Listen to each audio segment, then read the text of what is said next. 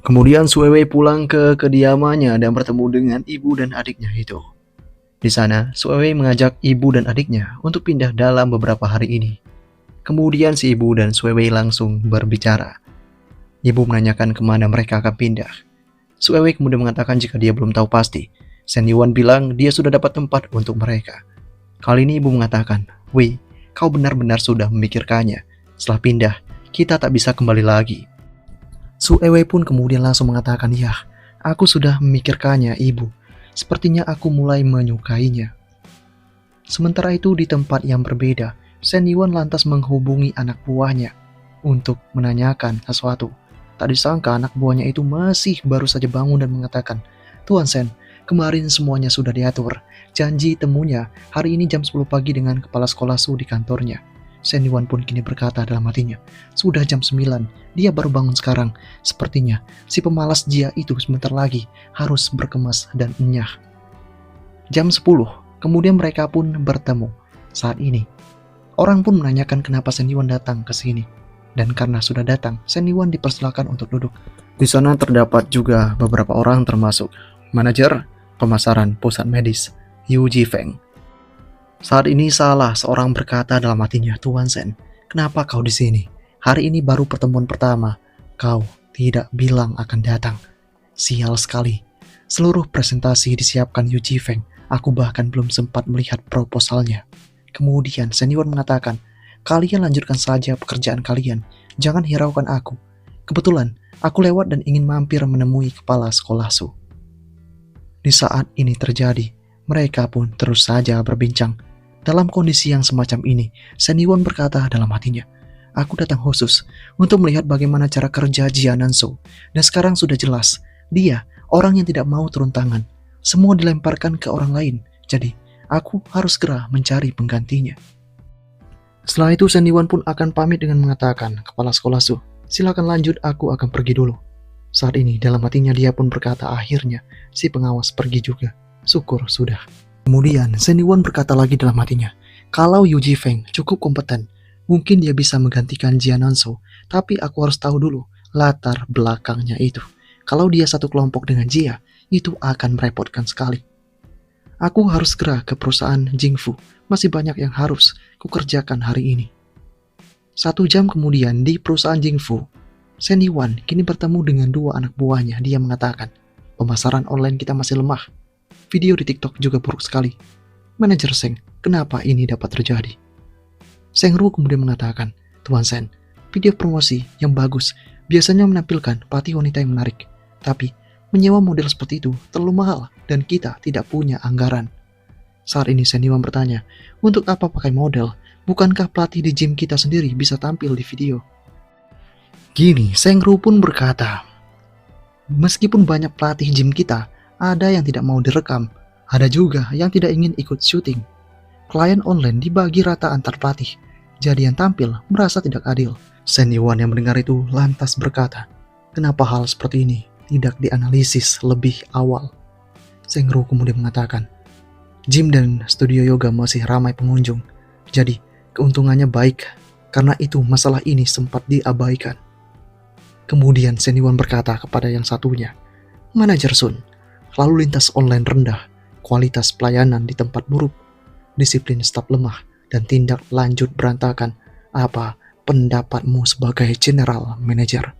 Sun kemudian mengatakan, Tuan Shen, aku di saat ini terjadi. Shen Yuan mengatakan, apakah aku salah? Kali ini Sun mengatakan tidak, Anda benar, tetapi ada satu hal. Shen Yuan yang mendengar itu kembali berkata, tidak ada tapi-tapian. Buat rancangan langkah perbaikan dan laporkan padaku besok. Saat ini Sun mengerti akan hal itu. Setelah keluar, dia berkata dalam hatinya, pusat kebugaran kami selalu jadi yang terbaik dalam skala dan keuntungan. Kau kira langkah pertama bos baru adalah membakar pusat kebugaran milik Jia? Kenapa malah membakar tempatku? Tapi kalau dia hanya minta rencana perbaikan, berarti kami belum akan dipecat.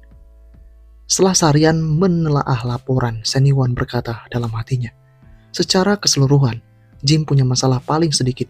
Kalau poin penting yang kusebutkan bisa diperbaiki, arus pelanggan dan konversi akan meningkat, keuntungan pun ikut naik. Dan tentu saja, itu berarti beban kerja staf akan bertambah. Tapi karena pelatih dan bagian penjualan mendapat komisi, kurasa tidak ada yang akan benar-benar mengeluh. Uang membuat mereka senang. Beberapa waktu kemudian ketika pulang ke rumah, Senwon malahan disambut oleh adik iparnya itu. Saat ini, Senwon menanyakan kepada Sinyu di manakah kakaknya itu. Sinyu mengatakan jika kafe sedang ramai dan dia bekerja, dia khawatir kau lapar jadi menyuruhku pulang untuk memasak untuk Senwon. Senwon pun kemudian bertanya kapan dia pulang sehingga Sinyu langsung mengatakan jika belum tahu.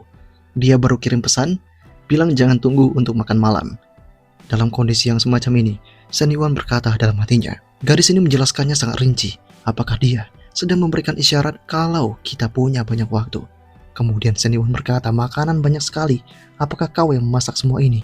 Sinyu membenarkan hal itu, dan dia juga menegaskan kepada Senwon, mungkin rasanya tidak seenak masakan kakaknya. Tidak apa-apa bukan? Senwon mengatakan jika tidak masalah, asal dimasak oleh mereka berdua, Senwon pasti menikmatinya. Sinyu terdiam begitu saja, sehingga Senwon langsung mengatakan jika bukan begitu maksud yang dia katakan. Senwon kemudian hanya mengatakan jika makanan ini enak sekali dan harus diakui. Sinyu kemudian mengatakan, benarkah? Aku membuatnya, karena aku lihat kau paling suka makanan seperti ini. Senwon sangat terdiam mendengar hal itu, dan mereka saling bertatap-tatapan. Dan karena adanya hal ini pun memicu sosok dari si Sinyu untuk terus merasa malu. Dia kemudian bergegas untuk ke kamar mandi sebentar karena tidak tahan dengan ini semua. Setelah tiba di sana, Sinyu pun kini tahu jika tindakan yang dilakukannya telah salah. Dia hampir saja mengatakan sesuatu kepada Senwon untuk memanggil Senwon sebagai Senwon tanpa ada embel-embel kakak iparnya. Hampir saja dia mengatakan yang sebenarnya tadi. Sinyu juga tidak mau terburu-buru karena dia tahu Senwon tidak mungkin akan menyukainya. Sinyu pun kini juga akan segera menjelaskan pada kakak iparnya itu. Kalau tidak, sesuatu yang buruk bisa akan terjadi. Kemudian pertemuan kembali terjadi. Sinyu mengatakan, kakak ipar, sebenarnya aku tidak bermaksud seperti itu. Senwon mengatakan, ya, aku tahu, tidak apa-apa. Dengan rada cuek seperti itu, membuat Sinyu pun benar-benar sudah kehilangan fokusnya. Dia tahu jika Senwon sama sekali tidak terlihat peduli. Dan dia pun kini bad mood begitu saja. Senwon yang mengetahui hal ini berkata dalam hatinya, aku telah membuat gadis ini berantakan. Memang sulit membaca pikiran gadis usia seperti ini. Dan karena jawabanku tadi membuatnya tidak senang, sebaiknya aku harus mengatakan ulang. Senwon kemudian mengatakan, Sinyu, semua orang punya hak untuk memilih dengan bebas. Kau tidak perlu terikat pada aturan. Sinyu pun kini merasa terdiam seketika. Dan wajahnya pun kini kembali berseri. Saat ini dia berkata dalam hatinya, jadi kakak ipar memahami perasaanku. Kata-katanya dia tidak sedang untuk menolakku. Namun, dia mengatakannya dengan tidak langsung. Dia tidak bilang iya atau tidak. Sinyu kemudian semakin mendekat, berusaha memikirkan apa yang harus dikatakan. Namun saat kemudian, tibalah Sena di sana.